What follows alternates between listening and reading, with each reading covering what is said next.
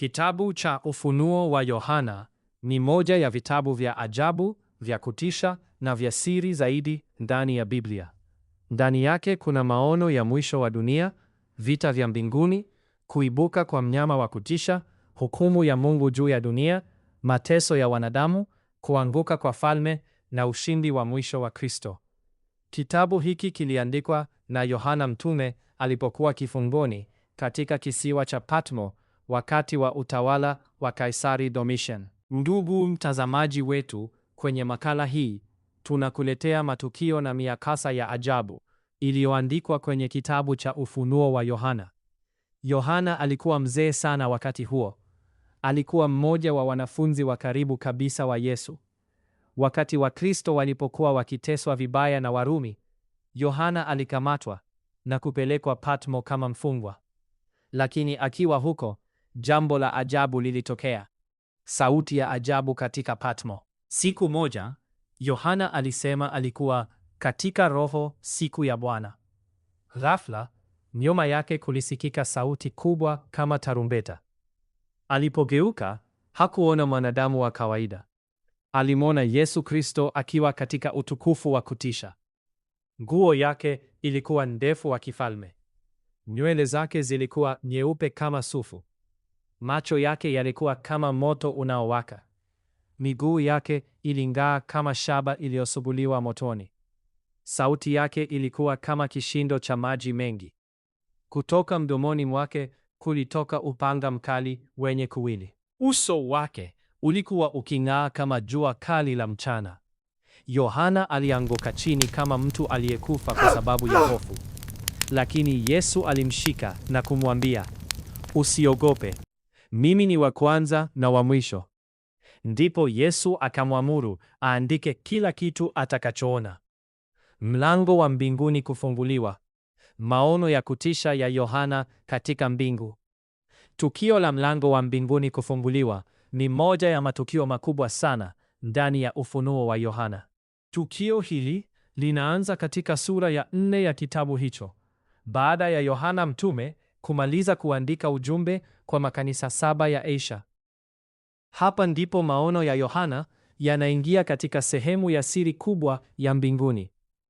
Sehemu ambayo hakuna mwanadamu mwingine wa kawaida aliyeiona kwa namna hiyo.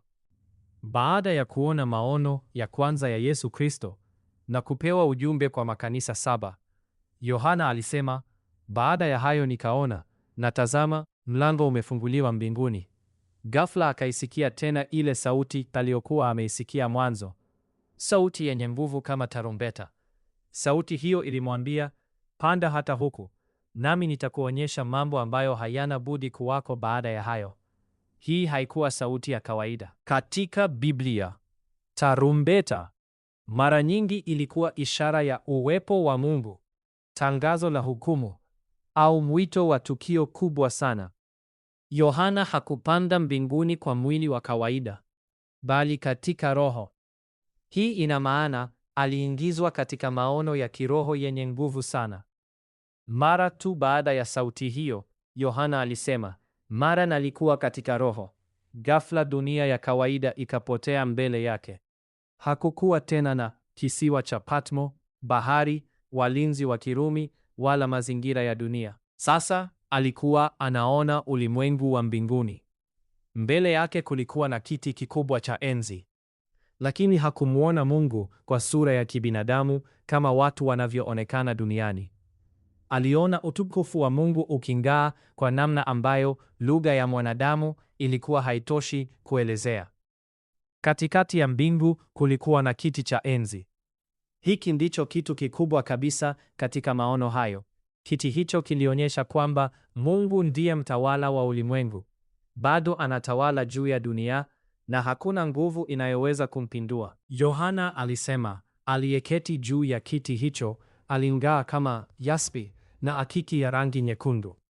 Haya yalikuwa mawe ya thamani yenye mwanga mkali sana. Mbingu yote ilikuwa imejaa mwanga wa ajabu wa utukufu wa Mungu.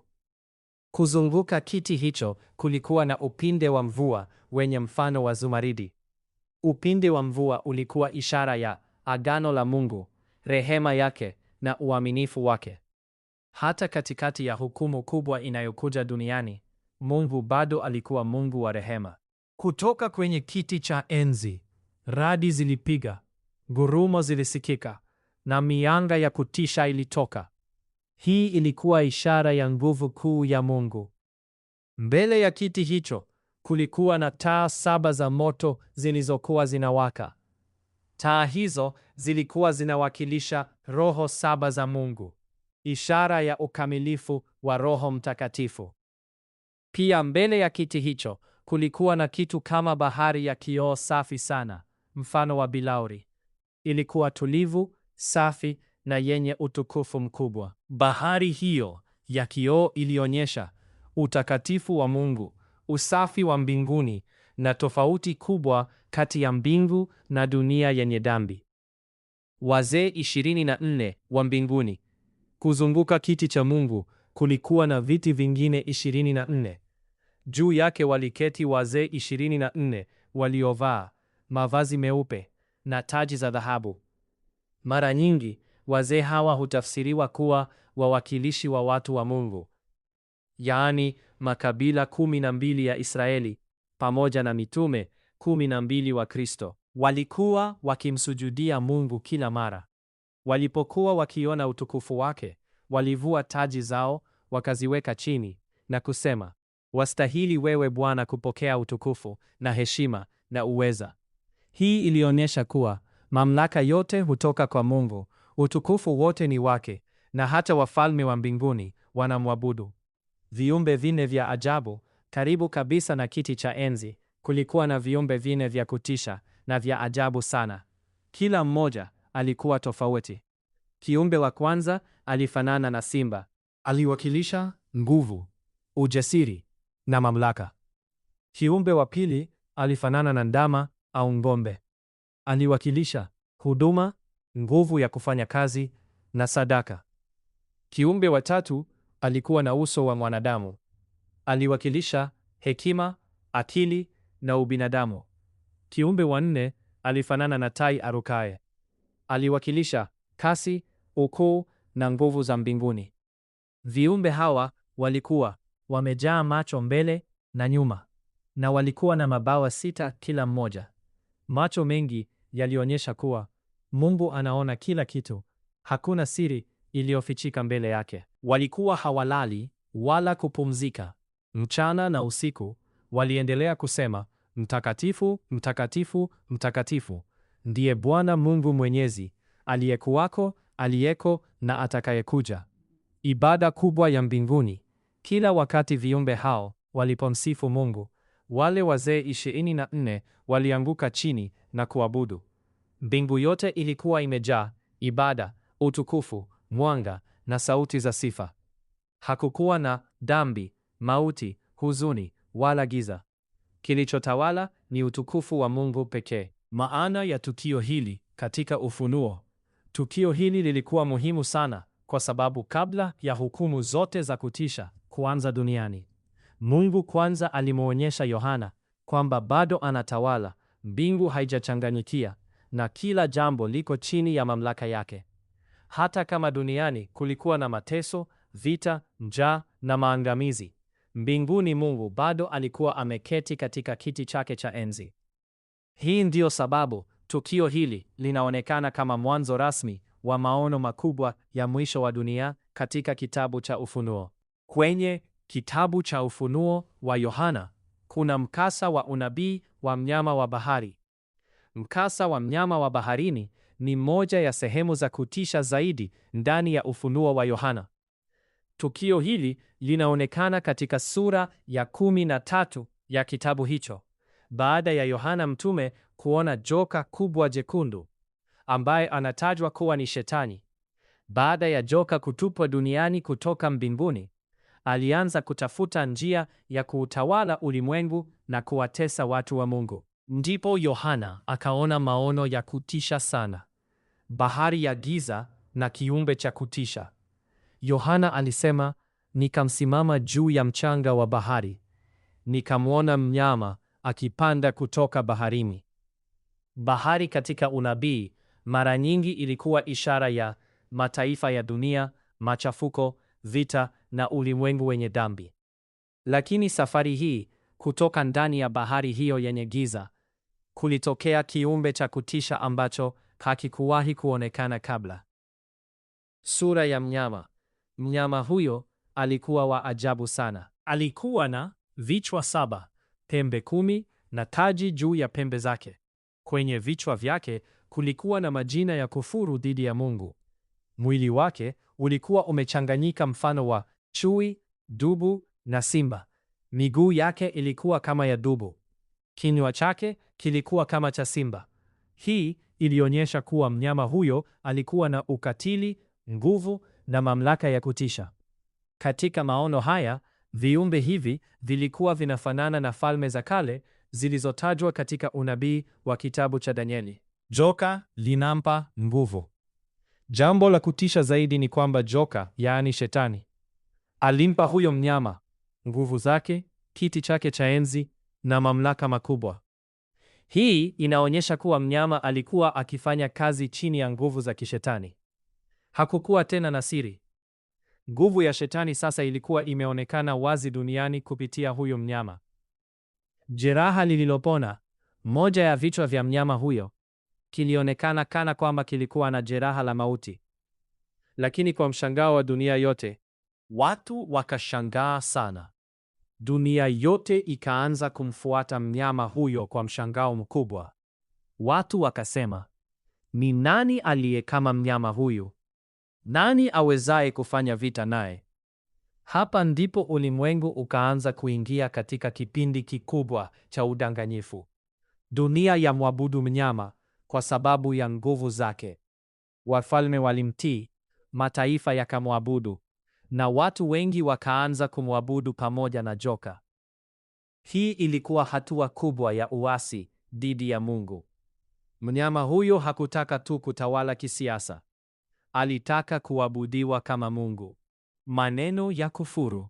Mnyama huyo alipewa uwezo wa kusema maneno makubwa ya kiburi na kufuru dhidi ya Mungu. Alimkufuru Mungu, jina lake, maskani yake na watu wa mbinguni. Kwa miezi 42 aliruhusiwa kufanya mambo yake duniani. Hii ilikuwa kipindi cha mateso makubwa kwa watu wa Mungu. Vita dhidi ya watakatifu. Mnyama huyo alipewa ruhusa kufanya vita dhidi ya watakatifu na kuwashinda kwa muda. Wengi waliuawa. Waaminifu walilazimika kuchagua kumwabudu Mungu au kumwabudu mnyama. Dunia ikaingia katika hofu kubwa. Utawala wa dunia nzima. Mnyama huyo alipewa mamlaka juu ya kila kabila, kila taifa, kila lugha na kila watu. Hii ilionyesha utawala mkubwa wa dunia nzima. Watu wengi ambao majina yao hayakuandikwa katika kitabu cha uzima walimwabudu. Lakini wale waliobaki waaminifu kwa Mungu walikataa kumsujudia. Nabii wa uongo anaibuka. Baada ya mnyama wa kwanza, Yohana alimwona mnyama mwingine akitoka nchi kavu. Huyu ndiye anayejulikana kama nabii wa uongo. Alionekana mpole kama mwana-kondoo, lakini alinena kama joka. Kazi yake ilikuwa kuwadanganya watu na kuwafanya wamwabudu mnyama wa kwanza. Miujiza ya kutisha. Nabii huyo wa uongo alifanya miujiza mikubwa. Aliweza hata kushusha moto kutoka mbinguni mbele ya watu. Kupitia miujiza hiyo, watu wengi walidanganywa. Kisha akaamuru sanamu ya mnyama itengenezwe. Sanamu hiyo ilipewa uwezo wa kunena. Watu waliokataa kuiabudu waliuawa. Chapa ya mnyama 666. Kisha watu wote, matajiri, maskini, wakubwa, wadogo, watumwa na walio huru, walilazimishwa kuwekwa chapa kwenye mkono wa kulia au kipaji cha uso. Bila chapa hiyo, hakuna mtu angeweza kuuza wala kununua. Namba ya mnyama ilikuwa 666. Namba hii imekuwa moja ya siri kubwa zaidi katika historia ya Ukristo. Watu wengi wamejaribu kuitafsiri kwa karne nyingi. Wengine wakisema ni mfumo wa kishetani, wengine mtawala wa mwisho, wengine ishara ya uasi dhidi ya Mungu.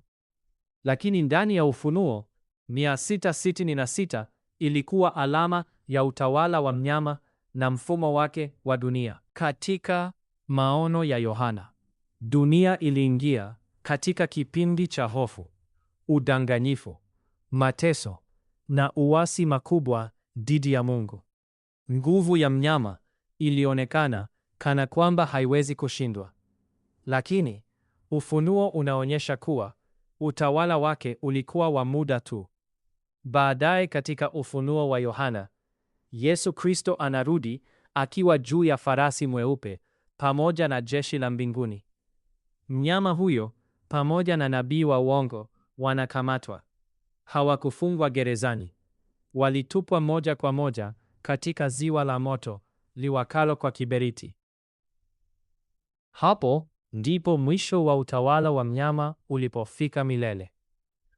Maana ya mkasa wa mnyama wa baharini. Mkasa huu uliandikwa kuonyesha nguvu ya uovu duniani, namna mataifa yanaweza kudanganywa, mateso ya waaminifu na vita vya mwisho kati ya Mungu na Shetani. Lakini ujumbe mkubwa wa Ufunuo ulikuwa huu: ingawa mnyama anaonekana mwenye nguvu sana, mwisho wake tayari umeamuliwa.